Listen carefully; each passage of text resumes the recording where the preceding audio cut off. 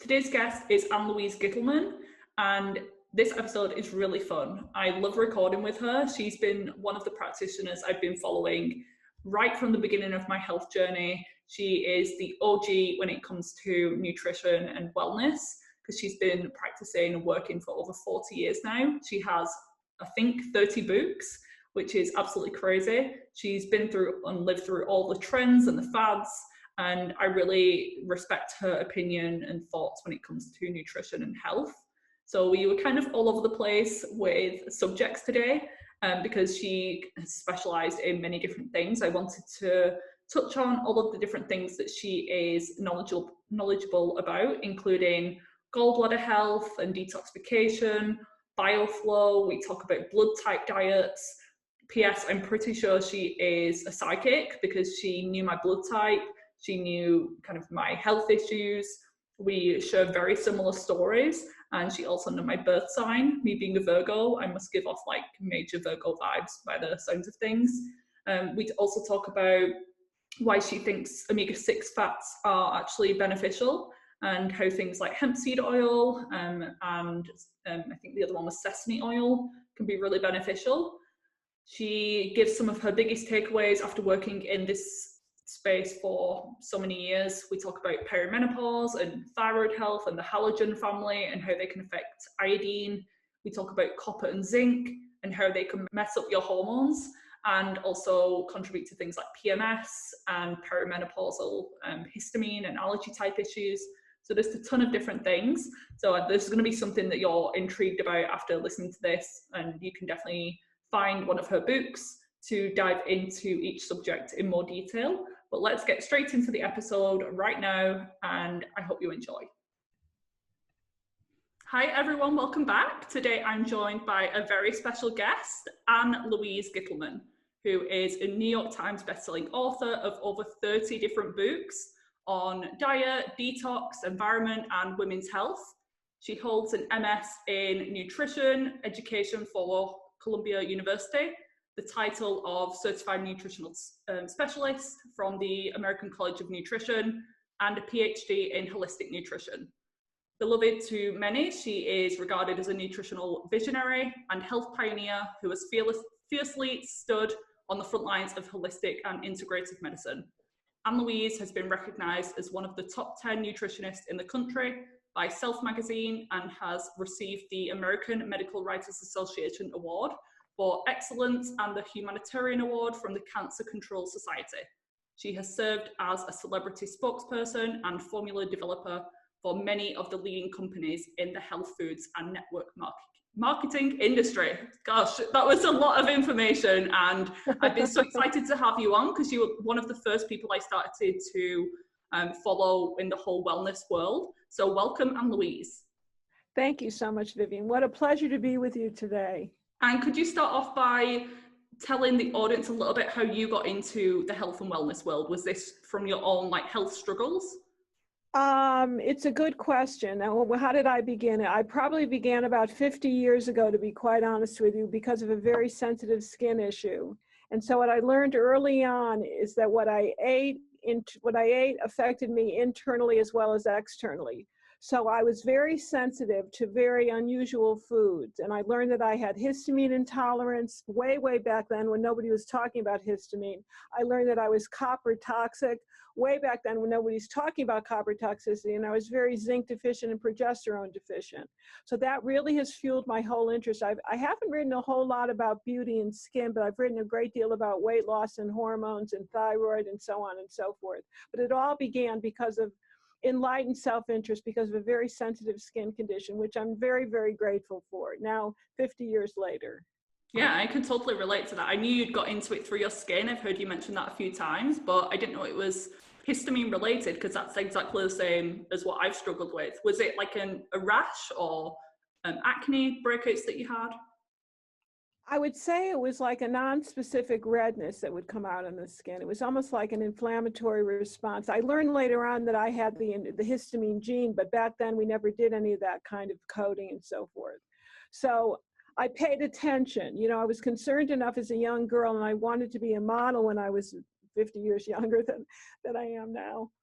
And so I paid attention. I paid a lot of attention. And that kind of fueled my interest in figuring out if what I ate affected me externally. Then there were so many other things that were going on that I couldn't even see externally.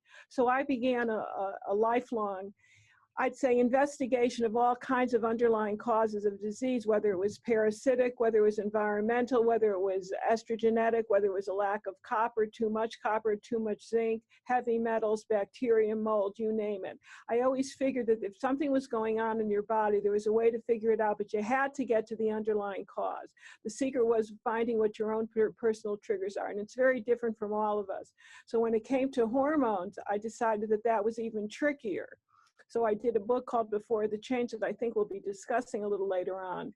And I discovered that hormone modification, hormone moderation, choosing what hormone was right was a very, very difficult thing to do unless you actually did testing and understood your copper to zinc balance. So that's been the theme of everything that I've ever written. Yeah, so talk a little bit more about, because I know when there's times of hormonal fluctuations, whether it's during puberty and premenstrually, going into menopause, there is a risk to become more allergenic, and people start to develop like crazy allergies and hay fever out of the blue because of that histamine connection. So could you talk a little bit how that low progesterone that you had back in the day was contributing to the histamine reactions? Well, what I didn't know and what I know now is that there's one particular mineral that we're now hearing about because of its connection to the immune system that's very, very instrumental with progesterone, and that is zinc. And many of us, and I was one of them, suffered from a lack of zinc and too much copper. Those are two antagonistic minerals, copper to zinc, as well as estrogen to progesterone would be the equivalent in terms of the hormones. I learned because of my own cycle, which was every 23 days, it's normally 28 to 30 days, that when I went into that cycle, I seemed to be much more allergenic, much more histamine responsive. And that if I took additional zinc, if I took additional B6, if I took additional GLA, gamma-linolenic acid, and I reduced my copper intake foods, my allergenic histamine-like responses would decrease and would modify. And I later learned that there was that connection. Zinc is to progesterone what copper is to estrogen. And so if you get that estrogen balance into balance, which is very difficult because there's so many sources of estrogen in the environment, the phytoestrogens, the xenoestrogens, the copper-rich foods and so forth, you really need to supplement with added zinc. So to me, the whole answer to all this is to increase zinc. And most of us need at least 50 milligrams a day of pure zinc. And to reduce the amount of copper in the foods, whether that's through eliminating tea, eliminating kombucha, eliminating soy, and eliminating chocolate. A lot of these foods that are considered to be superfoods, I found to be major triggers with my PMS, with my perimenopause, with my menopause and beyond, and including issues with my skin. So the copper zinc connection is major, and nobody, Vivian, is talking about it, which is very disconcerting. But I am in this particular book, Before the Change. Yeah, and I think I've been, over the past year, doing a lot more research into it as well, because a year ago I had no idea about her mineral testing. That's something that I've been doing a lot with my clients, and it isn't surprising that the people with the worst PMS and the histamine issues often do have high copper and low zinc, which they would never have suspected. And people crave chocolate the most around the time where it's probably the worst for them. That's the thing. It's so true. And if you take a tissue mineral analysis, which I've been doing for many, many years, because I was a verifiable copperhead, although I didn't know it. I think it's what fueled me to write, 35 books. You can't do it if you're normal. Trust me on that. So I think what's important for people to recognize is that we're getting a lot of copper, not just from the foods themselves, from the tea that's out there, from the chocolate, from the avocado, the nuts, the seeds, the popularity of the vegan diets that people don't like to hear about. But you're getting it environmentally from all of the copper pipes that are still in existence. And we're now feeling that there's a connection between the growth of, or the exponential growth, I should say, of Alzheimer's and a copper burden. So measuring your copper zinc balance by people taking advantage of your tissue mineral analysis and hair analysis capabilities is the most important thing anybody can do. It will save their lives later on. It'll save their brains. It'll also rescue their hormones. So I'm so glad you're looking at that, because it's a big issue that, again, not very many people are discussing, but I think copper is the scourge of our time. Just the way lead was in the fall of the Roman Empire, to me, copper is the scourge of 21st century America and the UK. Mm-hmm. And speaking of environmental exposures, I know that you also mention EMF, and you wrote a book about the dangers of EMF exposure. Could you just give a little overview as to how that ties into everything? Well, I think it's the tipping point. I'll be very honest with you. I'm not sure that it's EMFs by itself, which can make people ill, but it's the tipping point. And if you have weak adrenals, which you have, if you've got too much copper and not enough zinc, if you've got issues with your progesterone, then this will tip you over the edge. Those of us that have a low calcium level, that are hypocalcemia in their blood, and I've been that way for years myself. Have you been that way too? Yep. Yeah. I'm talking to. I know. We're twins. We're absolutely twins. We'll have to meet sometime on some side of the pond. But what we've learned is that those of us that have low blood calcium, for whatever underlying reason that might be, are much more EMF sensitive. And so I was one of those individuals. The way that you overcome that is with more magnesium, by lessening your exposure to EMFs, particularly cell phones, smart meters, living far from a cell tower if you can, and just using, normal lifestyle practices to kind of distance yourself. The best thing to do to protect yourself against EMFs and to protect your hormones and so on and so forth is to take the magnesium, as well as using a lot of rosemary. Of all the things that I've read about rosemary, using rosemary oil, essential oil on your hair, using rosemary as an herb for cooking, particularly in a marinade, is very EMF protective. That, as well as there's a particular, it's not even an herb, but we can't find it very closely anymore. It's an essential oil called yarrow, Y-A-R-R-O-W. It's very protective against the field. And as you can see here, if you can see this, can you see my necklace? Yeah. That's shungite. So I live on shungite. I've got a shungite necklace and I've got shungite bracelets. So I protect myself as much as I can. I try not to stay near people that are on their phone 24/7. And at night, you must unplug. You unplug at night to make sure that you're actually in a sleeping environment that's very healing and regenerative. So in our house, we don't have a Wi-Fi enabled modem. Mm-hmm. Or router, I should say. So everything is disabled and everything is wired in the house. And I don't use my cell phone as much as I possibly can unless I have to text.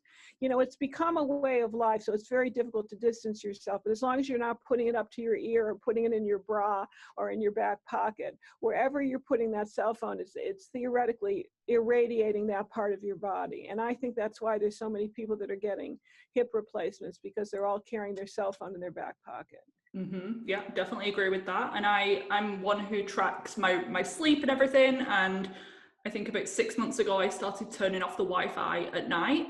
My REM sleep, where I was dreaming and kind of processing thoughts and emotions and everything, it increased. My heart rate variability increased. But I didn't know about the whole calcium connection and how those two herbs or nutrients could help. I always learn something when I'm either reading or listening to something that you're talking about. Well, the interesting thing is that we've discussed, and my good friend Martin Paul actually identifies it, is that there's calcium dysregulation. When you're exposed to EMFs, there's calcium that becomes dysregulated within the cell itself. So in that case, you're losing calcium. And in order to stabilize it, you need more magnesium, or in some cases, you need more calcium, which is not a very popular stance. I personally take extra calcium to make sure that my blood calcium is at least beyond on the low side at this stage of my life. So that's a very important aspect to really begin to implement. But the other things that I think people should do are grounding. Are you familiar with earthing and the concept of grounding? So at night I wear an earthing band, a grounding band, and I sleep very well. I get up at about 3 or 4, which I can't seem to overcome these days, but that's because I've just finished a book, so my mind is on the book. and what I missed writing about in the book. But I think that's pretty good. In other words, you can fall asleep, but sometimes you can't maintain sleep. So I try to take a little extra magnesium. I believe you need at least 5 milligrams per pound of body weight. And I think for sleep, a little extra GABA is important. I have a very overactive mind, and so a little extra GABA is very important. And you got to do whatever it takes. You know, there's not one program that fits for everybody. You just have to know what your particular triggers are, and you got to just work around them. And it takes time. It takes time and patience, and it's a lifestyle. I'd say it's a lifestyle modification that really starts to go on. You're constantly working on yourself. And as you get older, things can shift and things can change. Absolutely. And I'll have to say we're a little bit different in the fact that I'm fast asleep at 3 a.m. Oh, then I can't call you at 3 a.m. Unfortunately not. I'm not functioning until about 7. Anyway. I'm an early riser. I don't know what that exactly means. But you know something, I've been copper toxic most of my life. And they say that when there's copper toxicity, and I know we're talking about a large gamut of subjects, there's usually underlying mercury. There's a new test, and I don't know if it's available in the UK, but you should take a few notes about this. It's called the Oligoscan, where they can scan your palm with a particular kind of light technology, Oligo, O-L-I-G-O scan. Interesting. I've had many of my clients where they've had hard to diagnose underlying issues that I've kind of come to a little bit of a stopgap. And many of them are still stockpiling mercury. It's the most toxic metal I'm finding. There are mercury, cadmium, nickel, and very, very low, interestingly enough, in iodine. I'm seeing real low levels of iodine, boron, lithium, magnesium, of course, as we know. And there's one more that was very surprising to me, potassium. Yeah, I see all of those low in pretty much everyone. And with the calcium, it's either like very high or very depleted. I never see like a normal range a lot of the time. But I'm interested to look into the Oligoscan. What type of things would you look at through that? Is that the nutrients that you just mentioned? It tests for heavy metals, including nickel. It includes all the basic heavy metals, and then the minerals. Okay. Do you prefer that over something like a HTMA? I like both because this gets to the intracellular metals and the intracellular minerals. And a lot of times, if you have difficulty in excreting heavy metals, or if you've got an MTHFR variant, it's not going to come out in the hair because you can't excrete properly. You need to take some sort of challenge. This gets right to the point without any fanfare in 5 minutes. So you get scanned with your little palm. It's painless, it's non-invasive, and in 5 minutes you get a readout. It was extraordinarily helpful to me because there's one that had 9 mercury fillings and thought I was doing everything right and just didn't eat a lot of fish, occasionally some seafood here and there. I'm still mercury toxic. Well, that sounds great because there's the people who are really depleted and they have a slow oxidation rate on the HTMA, so a slow metabolism, and a lot of the times on the first few tests, the metals come back really low, and then we do a retest, and then all of a sudden they're like through the roof in mercury, and it's not that they've just become exposed, it's that they're detoxing them. Exactly. They've been sequestered for so long, and now the body has the ability and the minerals to be able to release them. But the point being is that a lot of people just do a 1 or 2 time test and say, I'm clean, and then they don't look any further. But this can get right to the bottom of things within 5 minutes. So I highly suggest that you take a look at it. Definitely will do. Thank you for that. And speaking of heavy metals and how are they connected to the thyroid and also hormones just overall? With this being the Hormones in Harmony podcast, how do these things affect our bodies? Every heavy metal affects the hormones, I would say, and it certainly affects the thyroid, which can certainly take a hit during perimenopause and beyond. So I would say more so than heavy metals, I would look for chemicals, if we may discuss that for a bit. And I think the ones that are most toxic would be your fluoride, which can also calcify the pineal gland. So you've got your fluoride and your chlorine. And there are a lot of sources of hidden fluoride that people don't recognize. I'm not a big believer in drinking tons and tons of green tea or white tea or black tea. it's a hidden source of fluoride because the tea plant is a bioaccumulator of heavy metals. I'm also not a fan, Vivian, of kombucha because it's a very high source of ready to use fluoride. Yeah. So those are the kinds of things I don't like. I don't like the chlorine that you may be getting in the water supply. I don't like the bromide that you could be getting in some soft drinks. So that would be number one. But we also suffer not just from the toxicity of the chemicals, but we suffer from an iodine deficiency because everybody that I test is 100%, not 90%, but 100% iodine deficient. And the more iodine that you take to make up for the deficiency, the more your body starts to throw out all the chemicals. So you have to do this very slowly. So I'm a big believer in using the Lugo solution, the 2% Lugo solution, maybe 2 to 5, and you can go up to 10 drops a day. I like sometimes the iodoral, which is the pill form.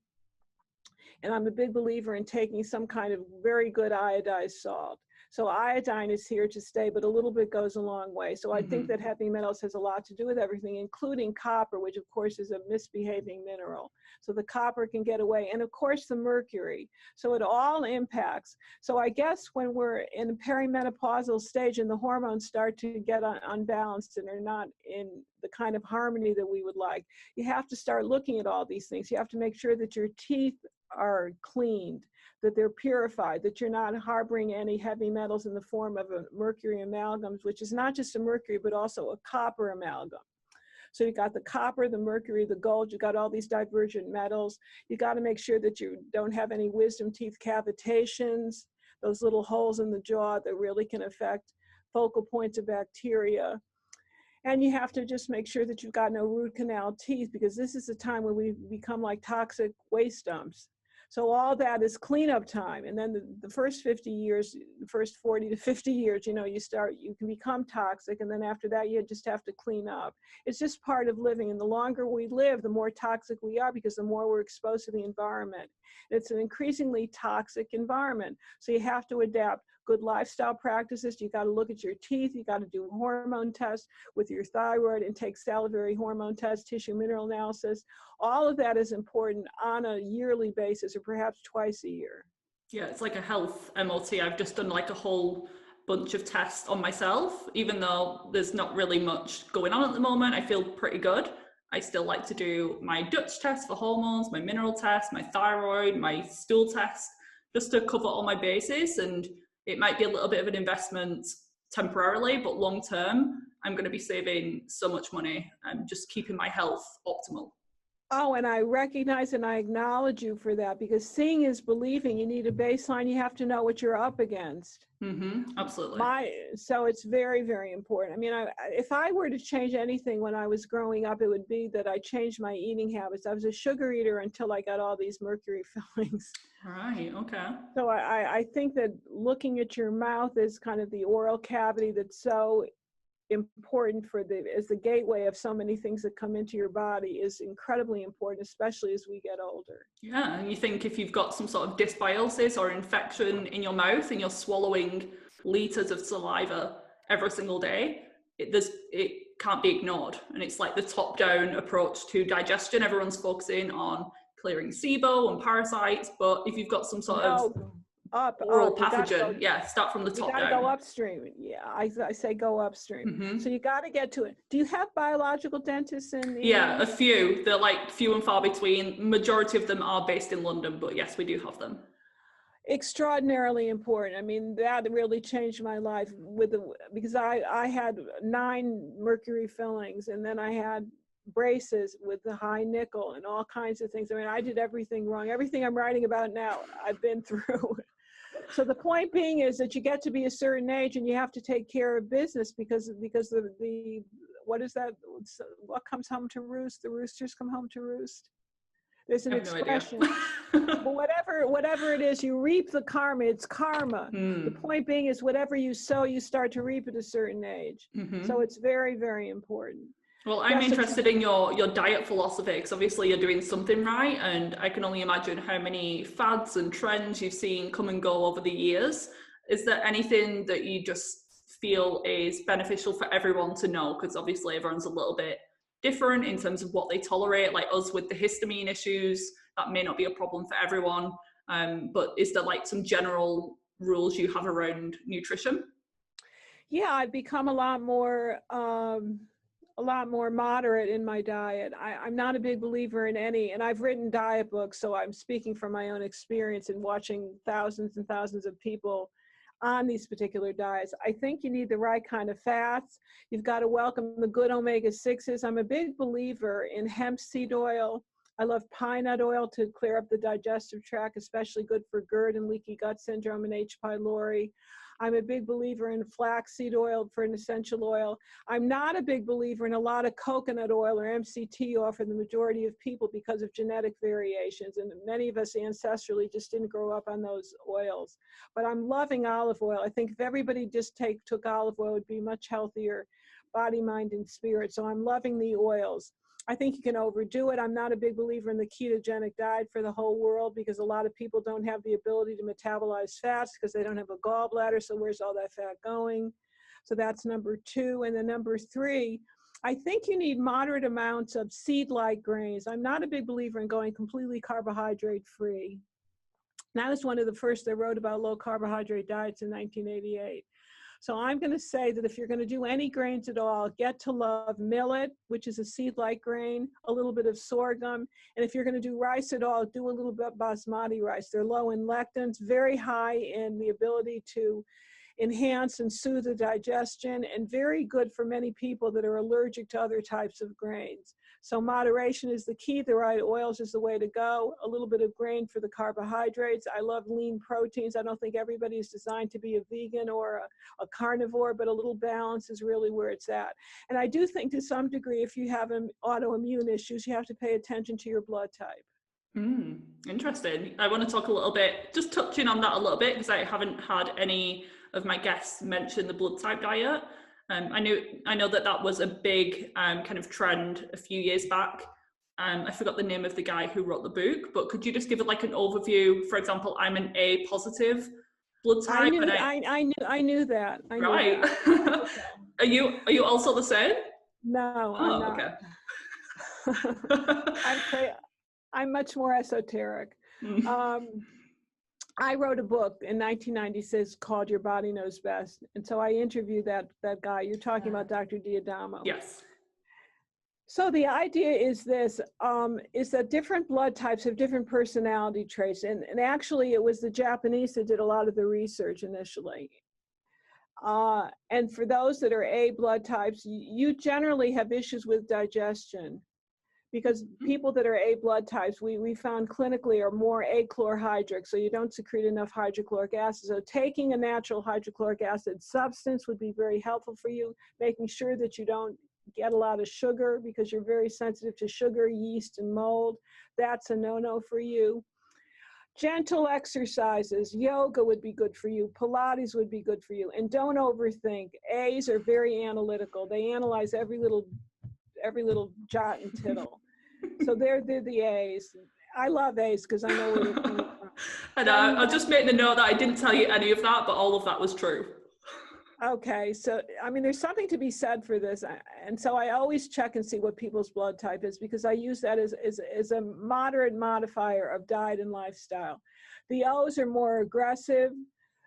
They need heavy duty exercise. Exercise for an O is more important than even eating properly. And I never thought I'd ever say that, but I've just done enough studying and looking. I know that that's true. They can become a little arthritic, so we don't like to give them a lot of nightshade vegetables, maybe reduce the ashwagandha because that's also a nightshade herb. And the O's are usually the captain of industries. You're the analyst. I, on the other hand, am a B positive to be exact. And we think outside the box. We have a little pioneering spirit. We border on the eccentric, and need a balance of a little bit of protein, a little bit of fat, a little bit of carbohydrates. Can generally tolerate dairy more than most, and then the ABs are a combination of the A and the B, and they're the master planners and very unusual souls. Wow. So it's a very fun thing because every time I figure out somebody's blood type, or I usually, when I do an analysis on my clients and I work with clients all over the world at this point, one of my questions is, what is your blood type? And Vivian, most people do not know their blood type, and I really think it's essential to kind of know that. Okay. I'm also the self data. I want to know everything. So that's surprising that people don't know that, but that maybe become one of my questions on the questionnaire. And then you'll see the trends I'm saying. Yes. Very interesting. That's fascinating. I must admit, I was a little bit skeptical at first when I first heard about it, but you just listing off all of those traits, I think I'm sold. Good, I'm glad. And I want to touch a little bit more in depth on your perspective on the healthy fats, because you promoting the omega-6 rich fats and saying how saturated fats may not be the best for everyone is really counterintuitive to what is currently trending right now. There's a lot of promotion of coconut oil, everything, and being fearful of polyunsaturated fatty acids, so PUFAs, and seeds and nuts and all of these things. So how have you come to the conclusion that these are beneficial for us? Well, because we know biochemically that structurally the mitochondria and your cell walls need the omega-6 fats. Now, any fat that's polyunsaturated, with its omega-6 or omega-3, if it's exposed to air, heat, and light, and a lot of chemicals, it's going to be toxic. It doesn't have to be omega-6, it could be omega-3. So you want raw, cold pressed, unheated. You want oils that do not have a lot of hexane, that are not chemicalized, and having that in moderation. It's actually more, it's not even in moderation, it's a ratio of 4:1. The ratio is 4:1 omega-6 to omega-3. Those are considered essential fats. You need them for your immune system, you need them for your skin, your hair, your nails, your cardiovascular system, your nervous system. The other fats are more stable, generally speaking, but they're not considered essential. So this whole rigmarole thing with coconut oil is just not good for everyone. And there's certain people genetically that have certain genes that can't metabolize saturated fats. And coconut oil, MCT oil are considered saturated. So I say enjoy them, but in moderation, not to the exclusion of these other fats. I'm a big believer in nuts and seeds. Hemp seed oil is magnificent for radiation. It's anti-radiation and very good for the skin. And remember, the skin, and we began our discussion about my involvement in nutrition. It was all based on my skin, so I'm always looking out for the skin. And the biggest difference I've ever seen with people is when they take 2 tablespoons of hemp seed oil a day, which is now in every health food store, at least in our country. And there goes the eczema, there goes the psoriasis, and all these little dermatitis. So it's very, very important to soothe the system. It's also a food for the fuel for the mitochondria, and it's very deficient. I do omega testing. You're big on testing. I do omega testing. Everybody's deficient with these particular linoleic acid. So I'm a big believer in that. Use whatever else you want, but make sure you include that as well. Maybe in a smoothie in the morning. Yeah, definitely. I used to do that, but I didn't notice a huge difference in my skin because I had like a million other issues going on simultaneously. So now that I've worked on all of those things, I think I will notice a better difference with some additional hemp seed oil in the morning. But if I had like a chronic parasite overgrowth and SIBO and mold and all of that, I wasn't going to notice a difference, I don't think. No, well, you may if you need the HCl. You see, you need the hydrochloric acid. Mm-hmm. Well, I've currently got H. pylori on my stool test, so I'm going to have to eradicate that little critter first. So here's what you do. Speaking to an A positive blood type. What we do is we get some Siberian Pine Nut Oil. You can get it online. And that's what you take for the SIBO. That's what you take for the H. pylori. It's magnificent to clean up the intestines, the gut, the small intestine, the large intestine, the stomach. It's 3 teaspoons, 1 teaspoon, 20 minutes for 4 meals, 3 times a day. I would use the pine nut oil. It's miraculous. It's a high source of what they call pinoleic acid. It's kind of a GLA, a gamma-linoleic acid derivative, and very, very healing for the mitochondria. That's what you need. You'll be thankful that we did. Yeah, well, it works. Yeah, I'm gonna follow your advice. If it's coming from you, I'm gonna do it. Well, I know that it works because I write about these things. We get tons and tons of reports, but I do the research. These are kind of esoteric remedies, but they work and they're natural. So Siberian Pine Nut Oil to the rescue. Amazing. I'll give it a try. And you mentioned earlier about people eating all of these fats, but they don't actually absorb them. because of sluggish bile flow and gallbladder congestion. And I know in your book, Radical Metabolism, that was like the whole focus is on the gallbladder and how that is involved. So could you teach us a little bit more about why the gallbladder is so crucial to our health? Well, because the gallbladder is the release mechanism for bile, which is made in the liver. And if the bile is not stored there properly, or if it's too congested, if it's too viscous, if it's too thick because it hasn't been thinned down with lecithin or choline, then we have a problem. And those are two nutrients that are very deficient in the diet. So I'm a big believer in choline. If you've got fatty liver, the best thing in the world is choline at 500 milligrams 3 times a day. It'll get rid of it in 6 weeks. And a little bit of lecithin.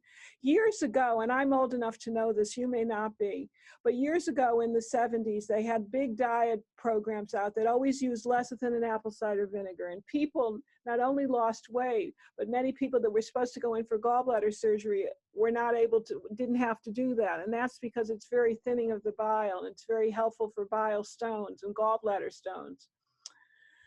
So back to lecithin, it's a thinner of the gallbladder, and a lot of us are not eating enough foods that contain natural lecithin. It's contained in unfermented soy, or I should say it's contained in non-GMO soy. It's contained in sunflower seed lecithin, but people are omitting to take it these days. If you start taking it, you'll see a difference in your ability to metabolize fats, number one.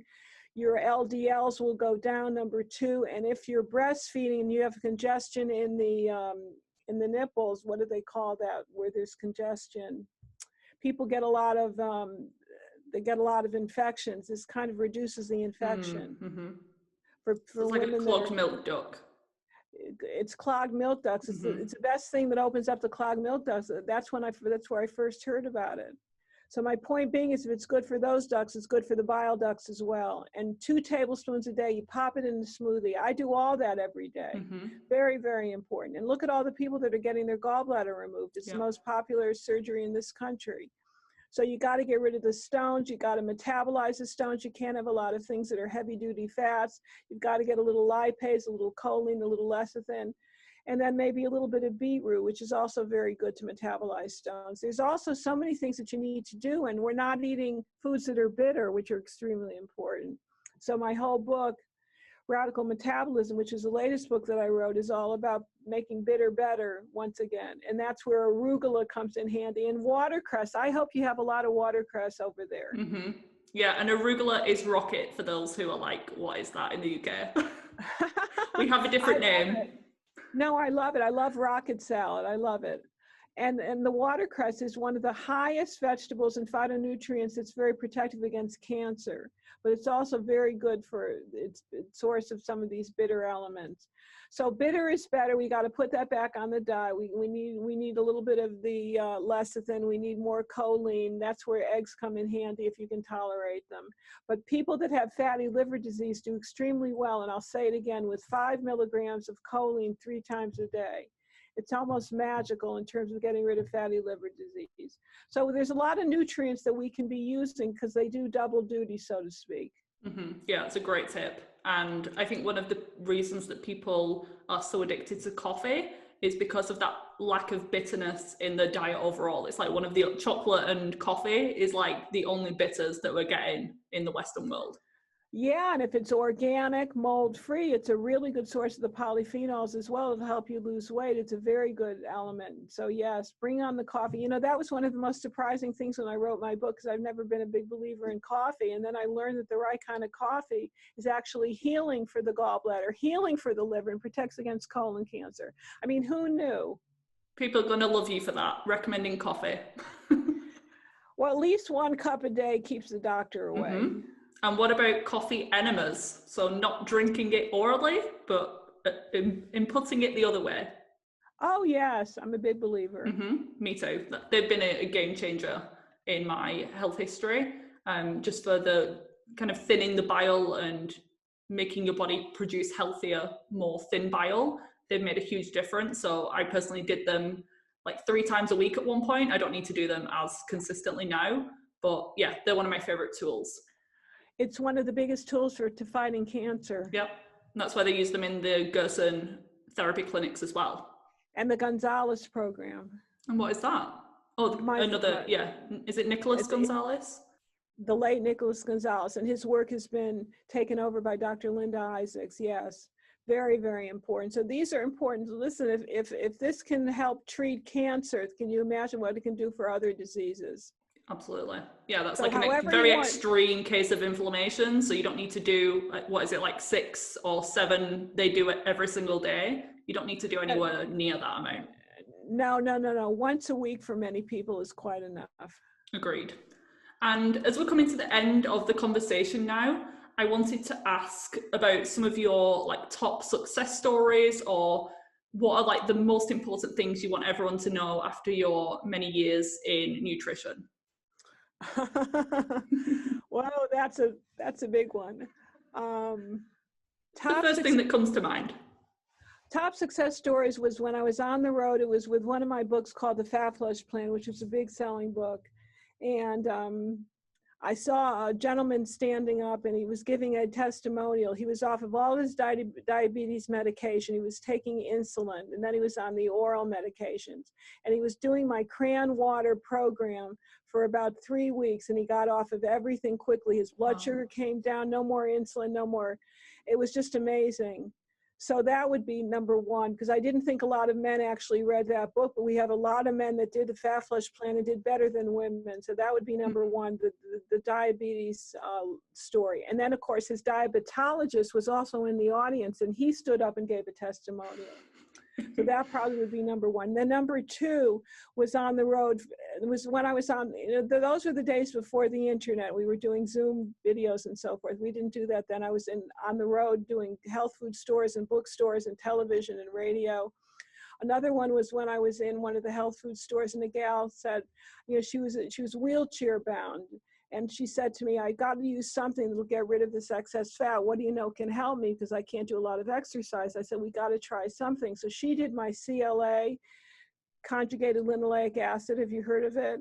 Yeah. Is that what's found in, is it like either meat products or dairy products? It's in dairy products, yeah. It's in meat, and it's in cream, but it's not in a lot of things that are not organically raised or grass-fed and this, that, and the other. So I said, if 3,000 mgs a day is good for people that are actually exercising, let's try 6,000 on you. And I came back to the same health food store a week later, and she had lost 2 inches. Wow. That was using the right kind of fat. So I think that's number two. And then number three is people that don't have a gallbladder, because we touched a little bit on that. We created a product called Bile Builder, which has the choline, it's got lipase, it's got, I think it's got taurine in it. It's got all kinds of elements that are very good for thinning, decongesting the bile, and making it flow freely. And people have just regained their health. They've lost weight immensely. And the most important thing that's happened since I've been taking Bile Builder is that they're now regular. People that have suffered from terrible constipation have found that this bioregulating substance that's supporting what they're no longer producing is actually lubricating to the gut, and they're now eliminating on a daily basis. And it's been life-changing for those people. So those are just the first three that come to mind. I'm sure there are many more. And of course, the EMF book was the biggie, and people who are now less EMF sensitive and have identified that it's the router on the other side of the wall that's in it that has prevented them from sleeping through the night. Yeah. So you got to be a detective. Vivian, the bottom line with all of this, because I've written 35 books, is you have to be a detective. You have to look in your own lifestyle and figure out what it might be that's your individual trigger. Knowing your testing that you do, knowing your blood type, number two, making sure you have the right kind of fats, all that is important. So it's body, mind, and spirit. And I've always been I actually wanted to be like a forensic detective before I knew about nutrition. Then when I found like the functional medicine world, I was like, oh my God, this is exactly what I'm meant to do. So I've always had that investigative personality. You're not a Virgo, are you? Yes. Oh, I hate that one too. Oh boy. It was my birthday 4 days ago. Happy birthday. What day was your birthday? It was Sunday, which was the 20th. 20th of September. Happy belated birthday. Thank you. Thank you. 26 years old. Oh my God. God bless you. Do you have like intuitive like traits or gifts? Yes. Yeah, I could tell. And what sign are you? Cancer. Okay. So you're very loving, family oriented. I have a Virgo. You That's probably have some Virgo in your chart. I have a Virgo rising. It's my rising. Okay. Makes sense. I knew we were similar. Very good. Well, this is love. What fun. I know. I just wanted to ask with your book. I know you updated it recently. So it was the 2004 book and New York Times bestseller. I know you've had a few of them, so congratulations on that. Beyond the Change, which you showed us and mentioned earlier. Why was it that you actually updated that recently? Well, because there's new information about hormone replacement therapy, the importance of bioidentical hormones, the importance of hypothyroidism, which has now exploded among perimenopausal women, and the use of soy, whether that's pro or con when it comes to hormones. So there was a lot of updating I felt people needed to know. And of course, this copper zinc imbalance, I think, is importantly crucial to today's people that are interested in the immune system. So thankfully, all that is in the new book. It's a nice little before the change book. And I think it's good for women before, between, after, and post the change. I think it's important because it's a lifestyle book. And it talks about everything you and I have chatted about to some degree in the book. Mm-hmm. Yeah, even people listening in their 20s, I always say, like, it's never too early to start prepping for pregnancy and menopause and older years, because some of the diseases that we get in later life, they're influenced by things 20, 30 years before. They are, if they'd only listen. Yes, that's very true. Well, my audience is obviously into all of this, so I know that they're going to love you and want to find more from you. So could you tell us like your website and where they could grab one or all of your books? Yes, AnnLouise.com, AnnLouise.com. All the books are there. The diet plans are there. Our podcasts are there, which are very, very interesting. I think people are really going to get a kick out of that. And then, of course, all of our blog articles. So everybody is welcome. We'd love them to join our list. And we're very excited to have been with you today. It's been an absolute pleasure. No, it's been my honor. You've been absolutely amazing. Thank you so much for coming on. All of your details will be linked in the show notes for everyone to get easy access to. And thanks again for all of your hard work and all of the resources that you've provided with the nutrition world and helping practitioners like me kind of expand my knowledge. And hopefully you keep producing more books. God willing. Thank you. You're welcome.